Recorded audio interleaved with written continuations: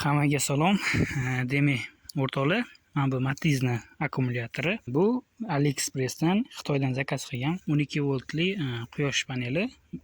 Maxsus akkumulyatorlarni zaryad qilish uchun. Mashina sinab ko'ramiz. Hozir mana soat 12:07. Hozir 0 bo'lib turibdi. 8 voltmi shunaqa bor akkumulyatorda. Qancha soatda akkumulyator zaryadi to'lar ekan ko'ramiz. Demak, o'rtoqlar, mana hozir bizda kechki payt. Soat 5dan 12 minut o'tdi. Akkumulyatorni tekshiramiz endi. 12 volt 34 ko'rsatib turibdi. Bunda hozir quyosh panel ulangan. Endi buni ajratamiz. Ajratib tekkizib ko'ramiz. Tak, men tekkizdim. 12:26. Adashmasam 14 volt bo'lsa, zaryadi to'lgan bo'ladi.